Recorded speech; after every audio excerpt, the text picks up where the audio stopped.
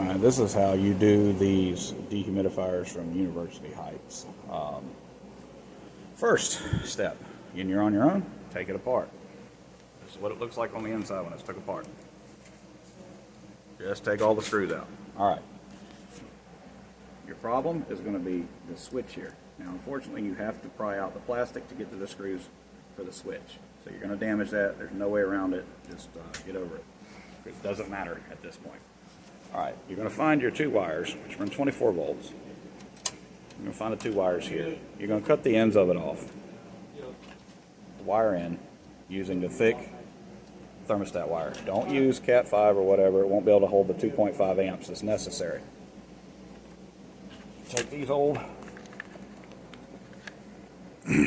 sensors off the wall, or whatever it is that Felix got around to buying. Drill a hole in it so it can be flush mounted. Double over the wire on itself real tight. Shove it into a blue connector and use an actual wire crimper. Don't try just a pair of pliers because it'll slip right out. Use the wire crimper. Crimp the wires.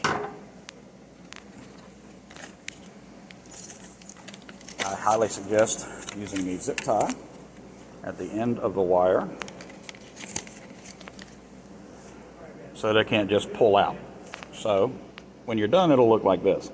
And there you go, nice and pretty. You have a switch hooked up. At this point is when you want to test your unit before you go any further. So let's do that. So we will test the unit. It's plugged in now. We'll turn up the humidity. If it does that, you did it right. Now, turn it off. It works. Now what we're going to do here, because this is going to vibrate and whatnot, we're going to put a little electrical tape and we're going to keep these guys away from each other, because if they ever touch, it's going to run and not shut off. So let's do that. Okay, so we've done that. Don't have to kill it. The point is just to make sure that under no circumstances do the caps ever come off. That's the only point of it. You know, it can go down in here and be out of the way like it's supposed to. Alright, now let's make movie magic and put this thing back together. Now I'm not really going to guide you on how to put it back together, but I will give you a tip. Put the two top bolts in first, the screws. This is why when you first put everything back on, these guys will be invisible, you know, or covered anyway.